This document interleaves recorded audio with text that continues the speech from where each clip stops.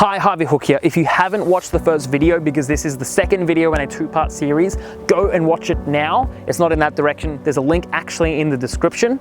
But I'm so excited because if you have watched this, then this is going to be really exciting for you. If you haven't watched this, we're talking about two big elements here that will really change your relationships and help you find the ultimate relationship.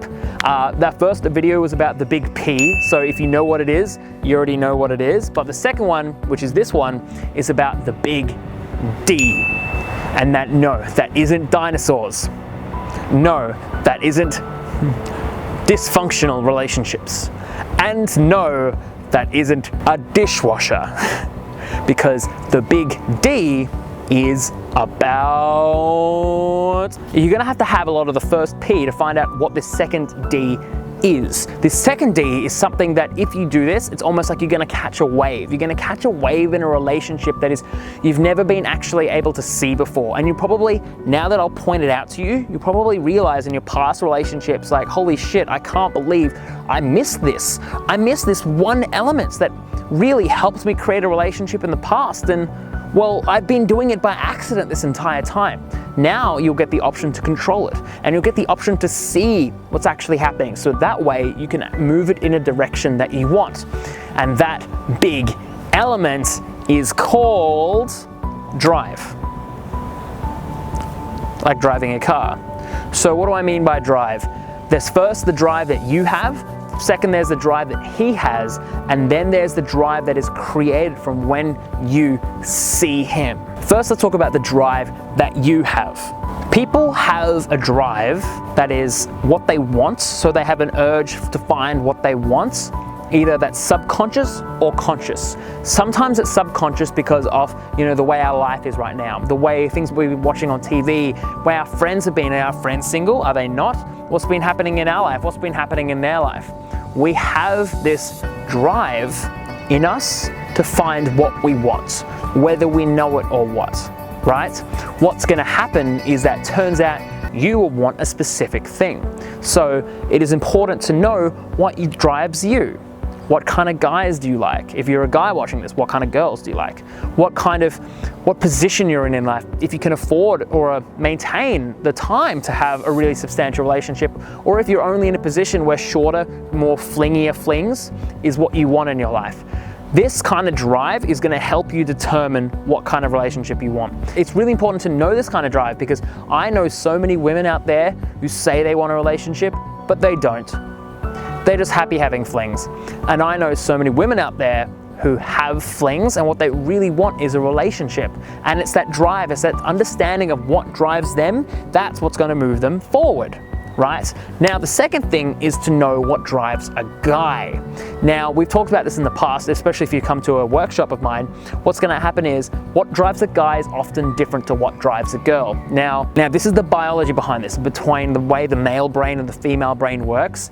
This is not exclusive, that everyone is just different elements, but what I found, especially through my coaching, this is particularly true, especially if you're watching this video, is that women are cerebral, men are visual. You'll find what drives a guy is often more visual, and he's more visually stimulated, especially sexually. So the same way that you might be turned on by a person's character, by his confidence, by the way he moves, by who he is, by his presence, he's going to be attracted to the image that you present. So who you are as a person, but also your physical beauty, that's going to be the first thing that sparks it, just the way his character is the first thing that sparks it, right? But also you have to notice that, certain things about your character as well, because it's not exclusive, that your character is going to also arouse him and create a drive in him. So if you're someone he can feel masculine around, for example, then he's going to have more of a drive. One thing that I'm writing in my book, which I'm currently writing right now, is that what a lot of guys actually want is they want to feel responsible for someone. If you can allow a guy to feel responsible for you, as well as getting him sexually excited for you, that's like the two-hit punch that is going to make a guy literally fall head over heels in front of you. But you can't do that unless you capture that drive, because really at the end of the day, some guys don't have drive. Some guys don't, because they're working on their business, or they've got some family stuff going down, or maybe they just got hit by a car. So they're really not going to have that potential drive if they don't have it. So this is why I say, if you want to meet someone, it's probably worth going to where those guys are. Because if someone's actually interested in a relationship, then he's gonna have more of a drive. Maybe he's gonna go to more family events. Maybe he's a friend of a friend going to a party because he thinks he's going to meet someone that he likes. So this is why I kind of referred to it before, like catching a wave. Because in the reality, you've got your drive, that what you want in a relationship, and maybe it's your current situation and things that have been happening during the day.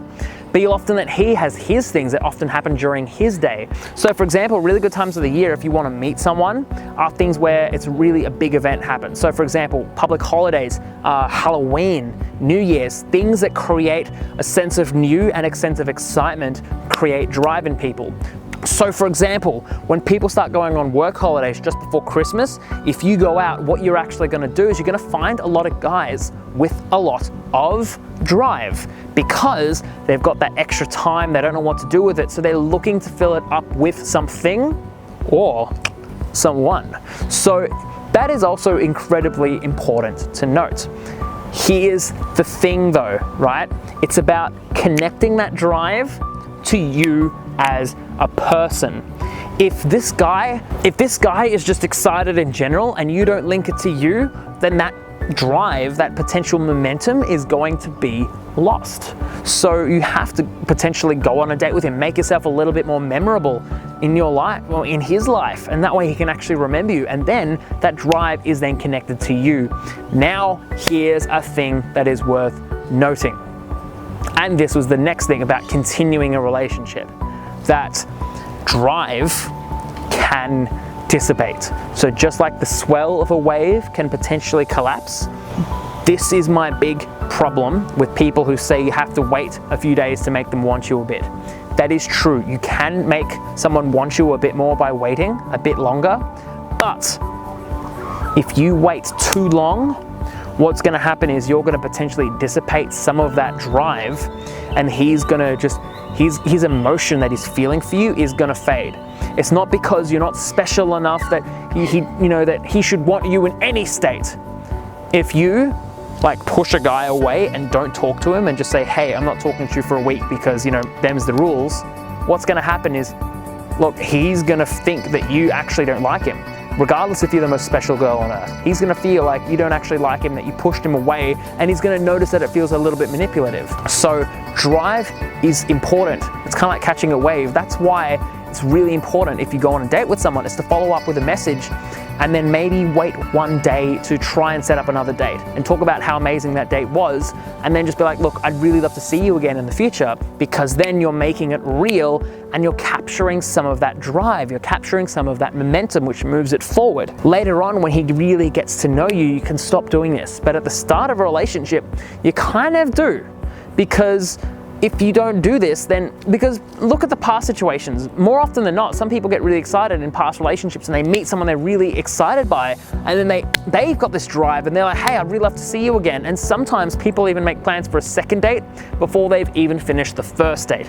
Anyway, this was this video, and I'm really excited that you watched both parts. If you didn't, I know, but if you did, because I know you did, thank you so much for watching this. If you did like this video, I'd love you to leave a like, because that really kind of supports the channel, and that really makes sure that I know that this is a video that you liked. And make sure to go to www.gethimhooked.com to find out what kind of guy is most attracted to you, so you can apply the big P and the big D to your relationships right now. And thank you so much for watching this video. I really hope you got something out of it, and I'll make sure to see you in the next one, where life and love and the two come together. All right, see you soon.